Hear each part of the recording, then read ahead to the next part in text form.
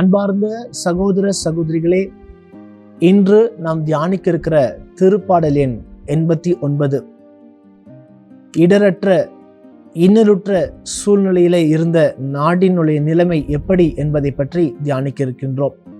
திருப்பாடல் 89 மொத்தம் 52 வசனங்கள் உள்ளடக்கிய ஒரு பகுதியாக இருக்கின்றன. இந்த திருப்பாடல் முழுவதும் வாசிக்கிற போது கடவுள் எப்படிப்பட்டவர், கடவுள் இந்த உலகிற்காக என்னென்ன செய்தார் என்பதை பற்றி தியானிக்கிறது முதல் பகுதி. இரண்டாவதாக, கடவுள் தனது இஸ்ராயல் மக்களை வழிநடத்த யாரை தேர்ந்தெடுத்தார், அந்த தேர்ந்தெடுத்த அரசருடைய செயல்பாடு என்ன, அவர் எப்படியெல்லாம் வாழ வேண்டும், அவர் எப்படியெல்லாம் ஆண்டவர் பாதுகாக்கிறார், காப்பாற்றுகிறார் என்பதை பற்றி எடுத்துக் கூறுகிறது இரண்டாம் பகுதி. மூன்றாம் பகுதியிலே பார்க்கிறோம், ஆண்டவரால் தேர்ந்தெடுக்கப்பட்ட அந்த அரசரோ அந்த பணியாளரோ ஆண்டவரை விட்டு விலகி செல்கிற நேரத்தில் ஆண்டவருடைய செயல்கள் எப்படி இருக்கும், அவர்கள் வெற்றி பெறுவாரா அல்லது தோற்று போவாரா என்பதை பற்றி தியானிப்பது மூன்றாம் பகுதியாகவும், நான்காம் பகுதி என்ன தெரியுமா, இதோ ஆண்டவரால் தேர்ந்தெடுக்கப்பட்ட அந்த ஊழியனை பார்க்கிற ஒவ்வொரு மக்களும் வேதனைப்படுகிறார்கள், வருத்தப்படுகிறார்கள்.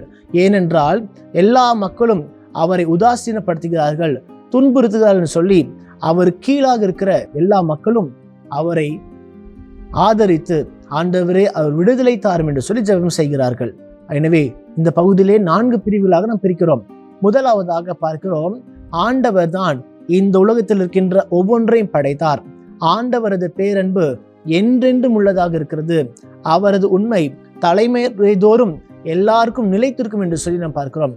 எனவே ஆண்டவர் நம்மை முழுமையாக அன்பு செய்தார் என்பதனுடைய அடையாளமாகத்தான் வான்வெளியை பாருங்கள், எல்லா படைப்புகளையும் பார்க்கிற போது ஆண்டவர் மிகவும் மகத்துவமானவராக இருக்கிறார், எல்லா செயல்களையும் மிகவும் விசித்திரமாக செய்த ஒரு தெய்வமாக இருக்கிறார் என்று சொல்லி நாம் பார்க்கிறோம்.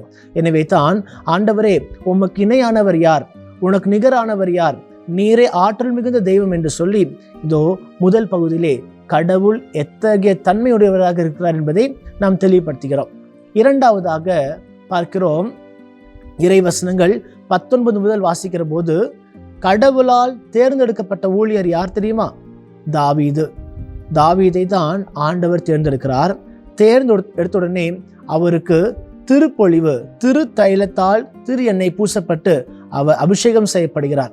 அபிஷேகம் செய்யப்படுவது மட்டுமல்ல, மாறாக கடவுள் அவருக்கு வாக்குறுதியாக பல காரியங்களை செய்கிறார். இதோ நான் உன்னை கரம் பிடித்து வழிநடத்துவேன், என்னுடைய புயம் அனைத்தும் உம்மை சூழ்ந்திருக்கும், நான் பேசுவது அனைத்தும் உமக்காகத்தான், எந்த ஒரு எதிரிகளும் உம்மை தொடமாட்டார்கள் என்று சொல்லி ஆண்டவருடைய பாதுகாப்பு, ஆண்டவருடைய அரவணைப்பு, ஆண்டவருடைய செயல்பாடு அனைத்தும் தாவீதுக்கு எப்படியெல்லாம் இருக்கும் என்பதை மிகவும் தெளிவாக எடுத்துக் கூறப்பட்டிருக்கிறது. கடவுள் கொடுத்த வாக்குறுதியை ஆண்டவர் நிறைவேற்றுவார் என்று நாம் பார்க்கிறோம். அதிலும் குறிப்பாக ஆண்டவர் சொன்ன ஒரே ஒரு வாக்குறுதி என்ன தெரியுமா, உன்னுடைய தலைமுறையிலிருந்து தான், உன்னுடைய வழிமுறையிலிருந்து தான் நான் எல்லா இனத்தையும் பெருக்குவன் என்று கூறுகிறார். ஆக யாரெல்லாம் தாவீதின் வழிமரபில் வருகிறார்களோ அவர்கள் செய்ய வேண்டிய காரியம் மிகவும் அதிகமாக இருக்கிறது. அவர்கள் கட்டளை கடைபிடிக்க வேண்டும், நியமங்களை கடைபிடிக்க வேண்டும், ஆண்டவர் உகந்த விதத்தில் வாழ வேண்டும், ஆண்டவருடைய செயல்களை சிறை விதத்தில் செய்ய வேண்டும்.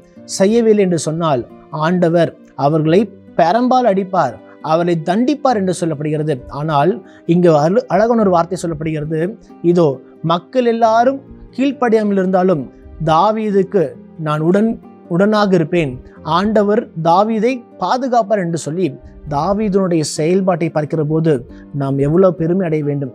தாவீதை ஆண்டவர் மிகவும் நேசித்தார். இதுதான் இரண்டாம் பகுதி.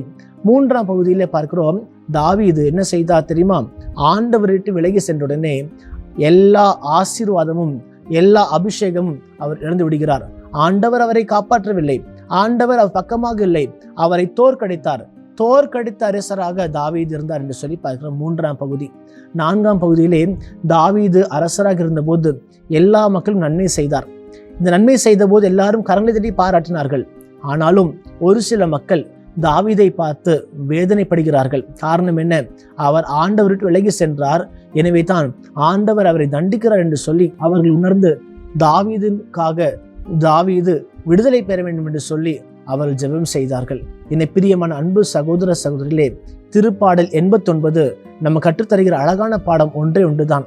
கடவுள் நம் அனைவரையும் ஆசீர்வதித்திருக்கிறார், அபிஷேகத்தால் நிரப்பி இருக்கிறார். எனவே அந்த அபிஷேகத்தையும் ஆசீர்வாதத்தையும் நாம் சரியாக பயன்படுத்தணும் என்று சொன்னால் ஆண்டவர் நம்மை கரம் பிடித்து வழி நடத்துவார். வாக்கு பிறழாத தெய்வம், வாக்குறுதிகளை நிறைவேற்றுகிற வல்ல தெய்வம் நம்மோடு இருப்பார். எப்பொழுது நாம் அவரது ஆசீர்வாதத்திலிருந்து வல்லமையிலிருந்து விலகி செல்கிறோமோ நாம் எல்லாரும் தோற்கடிக்கப்பட்ட அனைத்தையும் இழந்த மனிதர்களாக வாழ்கிறோம். எனவே பிரியமானவர்களே, நாம் என்ன செய்ய போகிறோம்? ஆண்டுடைய ஆசீர்வாதத்தை இழக்காமல் ஆண்டவர் நம் கொடுத்திருக்க பரிசைகளை சரியான பாதையிலே நாம் நடத்தி செல்ல அருள் கேட்போம். எங்களோடு தங்குகிற நல்ல தகப்பனே இறைவா, இந்த அருமையான நேரத்திற்காக நன்றி ஆண்டவரே. ஒவ்வொரு நாளும் நீர் எங்கள் அனைவரோடு இருந்து நாங்கள் எப்படி வாழ வேண்டும், என்ன செய்ய வேண்டும் கற்றுத்தருகிறீர். ஆண்டவரே, நீர் இந்த திருப்பாடலின் வழியாக எவ்வளவு ஆசீர்வாதங்களை பொழிகிறீர் என்பதை அறிந்திருக்கிறோம். தாவீது உம்மால் தேர்ந்தெடுக்கப்பட்டவராக இருந்தாலும் நீர் அவரை கரம் பிடித்து வழிநடத்திருக்கிறீர், பாதுகாத்திருக்கிறீர். நாங்களும் உம்மால் தேர்ந்தெடுக்கப்பட்ட மனிதர்களாக இருக்கிறோம். நீரே எங்களோடு இருந்து என்ன செய்ய வேண்டும், எதை செய்ய வேண்டும் என்பதை கற்றுத்தருவீராக.